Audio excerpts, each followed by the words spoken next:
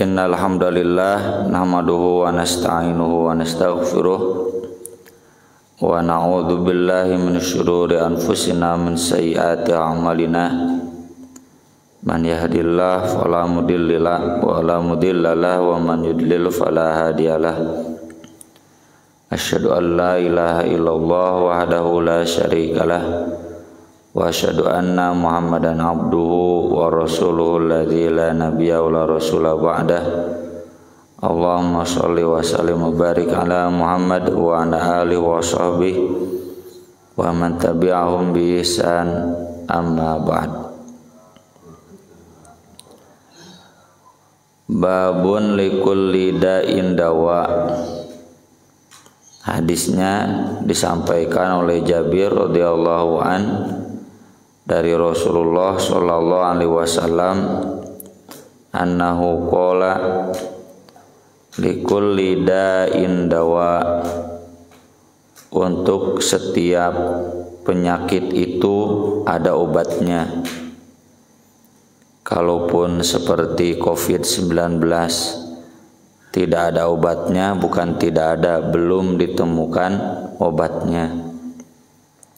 Atau AIDS tidak ada obatnya, bukan tidak ada, belum ditemukan obatnya. Fa idza usiba dawa'udda, apabila tepat obat mengenai penyakit, baru biidznillah azza wa jalla, akan sembuh dengan izin Allah azza wa jalla.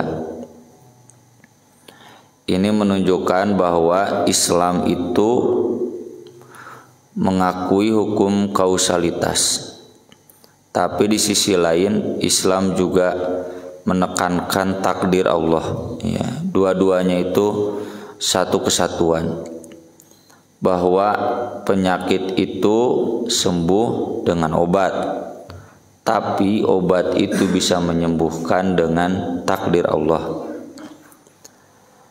Maka dari itu penelitian obat untuk penyakit di masa Islam, khususnya di masa awal, itu sangat masif. Di saat peradaban barat masih terbelenggu dengan sihir, dengan klinik, dengan dukun. Ya, saya masih ingat dulu lalajo film dokter ka mana, ke Kalimantan itu, saya si Adi, orang Kristen ya, pemainan teh. Itu perjuangan dokter meyakinkan masyarakat yen nu gering teh diubaran ku obat. Itu perjuangannya betul-betul susah ya. Karena masyarakat Eropa saat itu nggak jauh beda dengan masyarakat di pedalaman. Nya bukan Kalimantan wae, di mana wae, soalnya enak nyebut Kalimantan teh sensitif ya. Bisa ditewaknya, dihukum tuntutan 7-10 tahun ya. Di masyarakat pedalaman yang belum percaya dengan obat, jadi percaya nate ku klinik dan sebagainya. Bahkan di kita pun ya, di masyarakat kota, saya juga pernah tahu tetangga yang sekarang sudah almarhum wafat, bagian dari jamaah kita ya. Itu saking teu cager-cager lompat nate ka dukun. Dan itu perjuangan yang sangat berat ya dulu di Eropa, sehingga tidak berkembang dunia pengobatan di dunia Eropa hari itu. Berkembangnya itu di dunia Islam karena ajaran Nabi ini, bahwa memang penyakit itu sembuh dengan obat, bukan dengan klinik, dukun, praktik-praktik yang irasional, yang tidak logis, yang tidak empiris ya. Tapi meskipun Islam mengakui hukum kausalitas, tetap saja bahwa hukum kausalitas tersebut terjadi karena takdir Allah ya. Kita berobat, apakah obat yang menyembuhkan? Bukan. Yang menyembuhkan itu adalah Allah. Allah dengan izinnya obat itu akan bisa menyembuhkan penyakit. Ya contoh COVID-19 belum ditemukan obatnya geuning loba anu cager dibanding anu mautna ya. Dan ini harus jadi prinsip ya dalam akidah keseharian kita, dalam kehidupan kita, bahwa contoh kalau kita mau berilmu ya harus belajar, tapi hasil belajar kita jadi berilmu atau tidak tergantung takdir Allah. Kalau kita ingin punya rezeki hayang beunghar, kudu usaha tuh, harus bekerja keras. Kalau pun udah bekerja keras, hasilnya ya tetap bagaimana Allah. Anu jelas lamun ngajak daug moal aya gitu rezekina. Kalau ingin makan ya cari makan, usaha bagaimana agar dapat makanan, lain cicing ku ngadoa tuluy datang dahareun teh jadi wareg. Memang Siti Maryam ya tetap harus mencari, tapi hasil dari usaha kita mencari itu memang takdir Allah. Jadi antara takdir dan usaha, hukum kausalitas itu tidak boleh dipertentangkan. Yang berikutnya, hadis ini terkait pertanyaan ana tadawa ya Rasulullah, bolehkah kami berobat wahai Rasulullah? Maka Nabi menjawab, tadawau fa inna likulli da'in dawa. Silakan berobat karena setiap penyakit itu ada obatnya. Pertanyaan boleh tidak menunjukkan bahwa berobat itu hukumnya tidak wajib. Mau berobat silakan, tidak berobat juga silakan. Mau sembuh cepat silakan, mau sembuh agak lambat silakan. Apakah tidak berobat kemudian dijamin akan tidak sembuh? Tidak juga. Kalau Allah menghendaki ya sembuh, kan yang menyembuhkan adalah Allah. Cuma memang wasilahnya itu bisa dengan obat. Kita sudah bahas di bab ruqyah di beberapa pekan kemarin bahwa Nabi SAW setiap menjenguk yang sakit itu pasti ruqyah dan tidak selalu merekomendasikan obat ya. Jadi mau berobat silakan. Jadi kalau bapak misalkan riut, panas tiris, tidak berobat apakah dosa? Tidak. Insyaallah nu kitu mah umumnya cager sorangan ngan rada lila gitu. Jadi kalau kata guru saya di Garut, semua penyakit itu pasti cager ngan masalahna lila gitu. Jadi obat oge ai urang teu kuat lila gitu. Jadi hakikatna macam diobat teh sabar. Tapi bukan berarti dosa ya kan, Nabi membolehkan silakan karena obat itu memang ada keterkaitan yang jelas dengan penyakit, bisa menyembuhkan penyakit. Kemudian berikutnya dari Asma radhiyallahu anha annaha kanat tu'ti bil mar'atil mau'ukah. Ia menjenguk perempuan yang sedang panas. Al-wa'ku itu sakit ya. Fatad'u bil ma, lalu Asma meminta air. Fatasubbu fi jaybiha, lalu ia menuangkannya fi jaybiha, ke dadanya diusapnya. Wa taqulu, dan kemudian ia berkata, inna Rasulullah sallallahu alaihi wasallam qol abriduha bil ma, dinginkanlah dengan air. Wa qala innaha min fahi jahannam, sesungguhnya itu termasuk hembusan panas neraka jahanam ya. Ini jadi dalil bahwa boleh ya atau dianjurkan kalau ada orang yang sakit panas itu dikompres dengan air ya, dengan kain yang sudah dicampur air, baik itu di keningnya atau di tubuhnya, bukan nama dielap ku lap air yang dingin.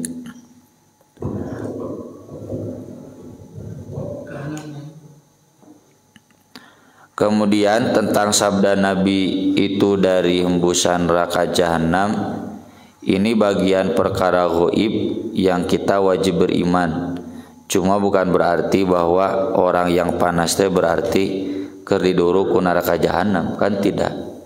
Cuma memang panas itu dari hembusan neraka jahanam. Di mana neraka jahanamna walau alam. Kita cukup beriman saja. Nganu jelas eta nu panas teh silaka didinginkan gitu, teu kudu neliti cingcena neraka jahanamna belah mananya. Nggak perlu. Karena wilayah gaib itu nggak bisa kita kejar ya di dunia nanti tersingkapnya di akhirat. Dan istilah hembusan neraka jahanam itu ada juga di dalam sholat duhur ya. Kata Nabi, kalau istidastadal harru fa'abridu bis sholah. Kalau panas menyengat sholat duhur tunggu dingin. Fa inna syiddatal hari min fahi jahannam. Karena panas yang menyengat itu hembusan neraka jahanam. Makanya boleh sholat duhur agak diakhirkan. Kenapa? Karena sahabat menyebutkan kami sampai sujud di atas baju kami. Jadi sarung tadi gitu dah. Panas kan, bukan lantai tanah keramik atau karpet kayak kita ya. Lantainya lantai pasir zaman Nabi masjid teh. Oleh karena itu kalau panas susah sholatnya, maka boleh diakhirkan.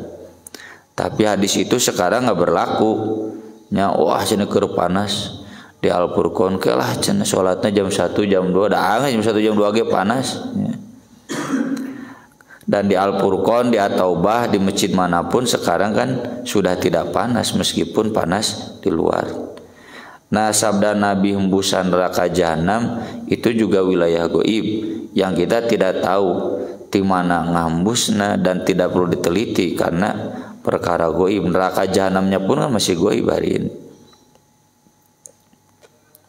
Kemudian berikutnya dari Jabir bin Abdullah radhiyallahu anhuma anna Rasulullah sallallahu alaihi wasallam dakhala ala ummi Sa'ib au ummil Musayyab, menjenguk Ummu Sa'ib. Faqala ma laki ya Ummu Sa'ib tuzafsifin, kenapa engkau wahai Ummu Sa'ib kau menggigil begitu? Qalat al-humma, ya ini saya lagi panas, lagi demam tinggi. La barakallahu fiha, Allah tidak memberkahi saya karena saya sakit panas demam tipes menenam. Faqala, lalu kata Nabi, la tusabbil humma, jangan kamu mencela panas demam tipes. Fa innaha tudhibu khotoya bani Adam, karena panas demam itu bisa menghilangkan dosa Bani Adam. Kama yudhibul kir khobathal hadid, sebagaimana tukang besi menghilangkan karatan besi. Di kumaha menghilangkan karatan besi? Diamplas, dicet.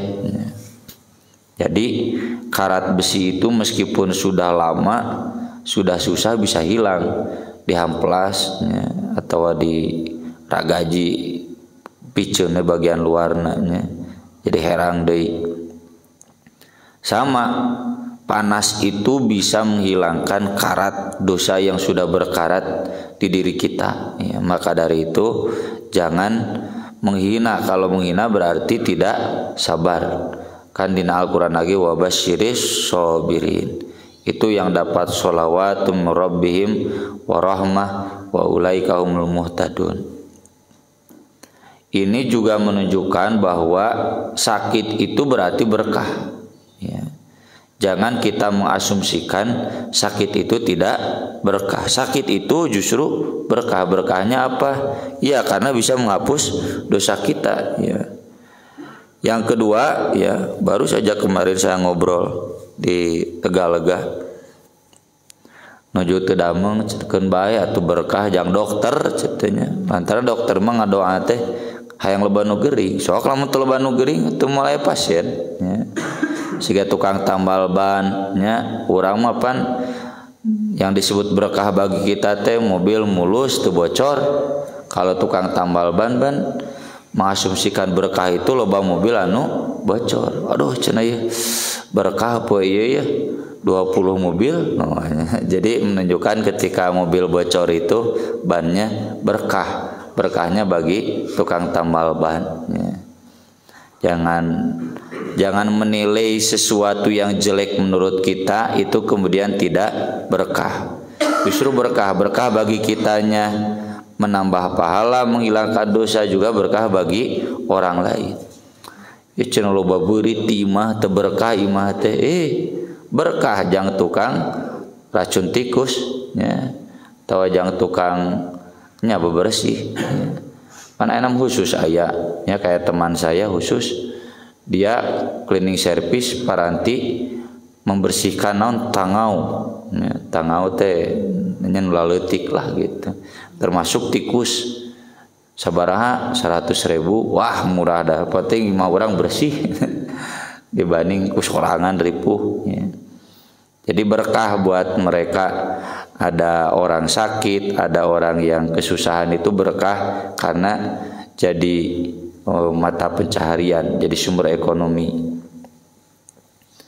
Kemudian bafis sura wa thawabi. Sura itu orang yang penyakit ayan ya, yang tiba-tiba hilang kesadaran, tegang ya, epilepsi.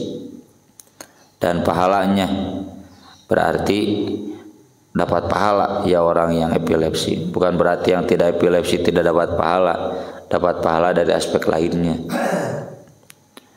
An Atha ibn Abi Robah, atau bin Abi Robah menceritakan seorang tabi'in, qala li Ibnu Abbas radhiyallahu anhuma, Ibnu Abbas berkata kepadaku, ala urika mura'atan min ahlil jannah, perhatikan, aku akan beritahukan kepadamu perempuan calon penghuni surga.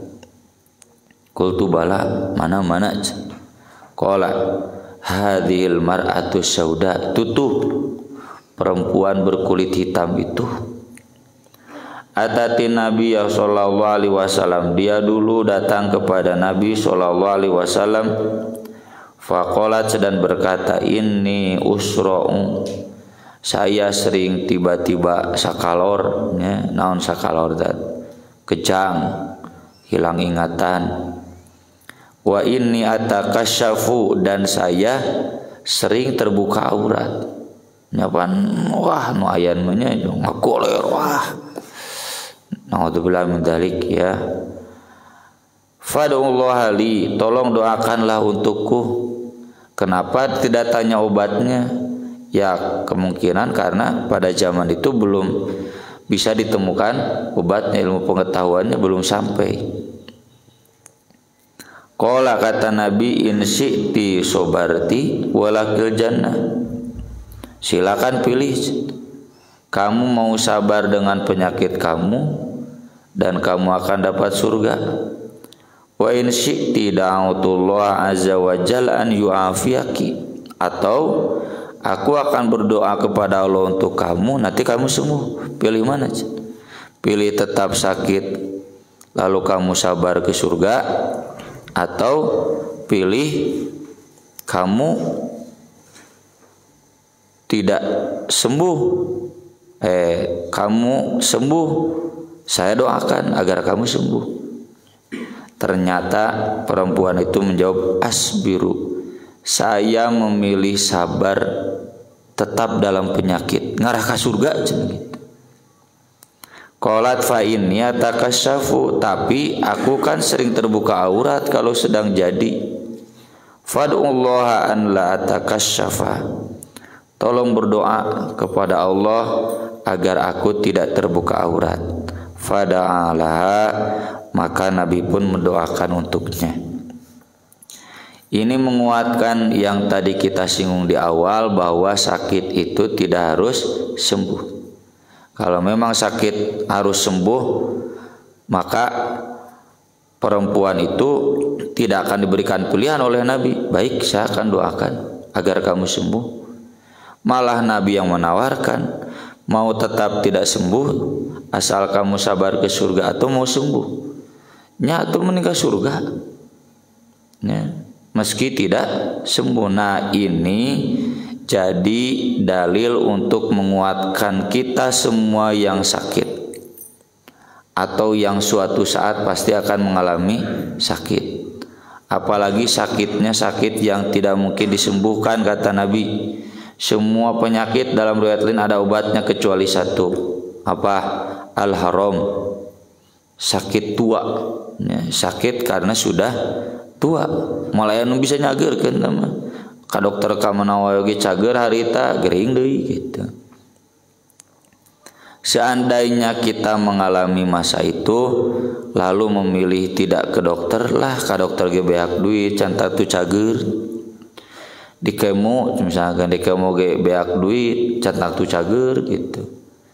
Maka kalau dia memilih tidak berobat, itu tidak jadi dosa ya. Seperti kemarin ya, putri tertua guru saya Ustaz Rahmat Najib yang wafat. Ketika saya dan istri menjenguk, beliau menjelaskan, dan istrinya ini ustadznya jadi ngajelaskeun teh bari jeung dakwah. Suaminya Pak Boromius teu siap nampi, teu ridho komo rumah sakit Kristen, bae geus di dieu make cara apa? Naon cendak kaditu ge cantang tu cager, cantang tu urang bisa nungkulan, mending di dieu tungkulan ku urang, wirid si teteh, sena wirid tenang, jauh tinu hal-hal nutup pararogu, baik. Sabar we teh, kata ibunya. Teteh mah bedana jeung batur, ai teteh mah geus apal iraha maot, ai imah mah cenah can apal iraha maot. Untung cenah teteh mah apal iraha maot. Nya maksud tahu kapan meninggal itu karena tahu penyakit leukemia itu kan belum ada obatnya, kanker darah itu. Kanker mah ada can aya obatna. Di kemo ge cantang tu cager. Ya. Bahkan nya keluar duit loba bari cantang tuh cager. Jadi pertimbangan beliau geus lah mending di dieu loba wirid, loba zikir, puguh menjemput kematiannya sesuai sunnah. Urang duit teu boga cenah gitu, jeung asa mubadir we cenah gitu. Termasuk almarhum Ustaz Sodikin ya, saya dapat cerita dari keluarganya ketika liputan begitu. Dokter menawarkan sesudah operasi ring nggak berhasil, begini. Enggak, kata beliau, biarkan kami pilih cara kami sendiri. Maksudnya atos nah, bukan artinya putus asa bunuh diri, bukan ya. Ini sebentuk tawakal kepada Allah. Kan udah tahu ini penyakitnya kan, dokter lagi ditanya pasti sembuh dokanya 50-50 untung, kemungkinannya kecil kan gitunya, bahasa harus dokter teh gitu. Ya kalau kemungkinan kecil sabar, makanya operasi teh mahal. Ya udah, kami akan sabar ya. Terlebih kan penyakit tua, termasuk ini penyakit surok ya, epilepsi pada zaman itu belum bisa dikategorikan bisa disembuhkan. Jadi kalau seseorang memilih ketika sakitnya memilih tidak sembuh karena yakin ini penyakit menghapus dosa dan menjanjikan surga, ya sudah, tinggal tawakal, tinggal sabar. Nah eta masalahna teh hesena teh urang tong boro gering nu parah ge nyeri huntu wae ge, wah nya aduh glacer. Tidak ingat bahwa itu mendatangkan surga, tidak ingat bahwa itu menghapus dosa. Jadi kadar keimanan kita dengan sakit itu betul-betul diuji. Apalagi ya yang pekerjaannya kayak kita serabutan, jadi lamun teu gawe teh kahalangan ku gering geus mulai pemasukan ya. Kurang-kurang sabar justru jadi dosa ya. Penyakit yang kita terima karena kita kuku lutus mengeluh jadi lain penghapus dosa, justru jadi dosa. Mantak udahlah ya, nya najan lain artina anak geus kuat, mudah-mudahan kita semua kuat. Mari kita sama-sama mengingatkan diri kita juga orang lain yang sakit. Kalau kita semua sakit, sudah pilihannya satu, sabar. Mau berobat silakan, tapi berobat dengan sabar. Nggak ada keluh kesah, nggak ada marah-marah, nggak ada menggerutu. Ya, kalau kita keluh kesah jadi dosa.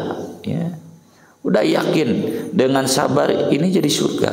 Ya, sering kita sebutkan. Bapak dengan penyakitnya ini kayak Nabi kan, jamin surga. Dapat pahala urang menu cager cantang tuh ya, kecuali ada amal lain.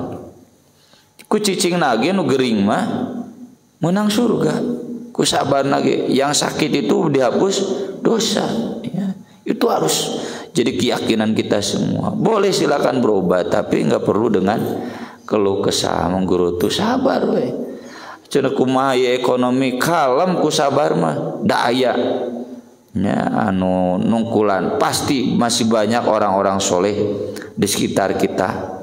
Apakah itu anak, minantu, lanceuk, adik, tetangga, tong hariwang ya. Asal modal kita mah sabar, ku sabar ge, insyaallah jadi surga. Kemudian terakhir ini tentang talbinah. Talbinah itu sup, hisa teh sup dari dakik teh gandum yang dihaluskan. Menurang naon?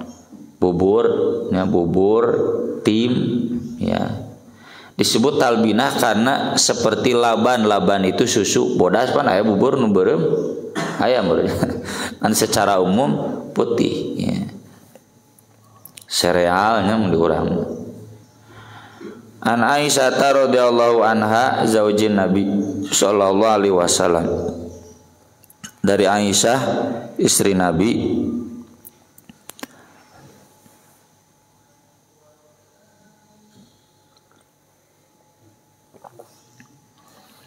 annaha kanat idza matal mayyitu min ahliha,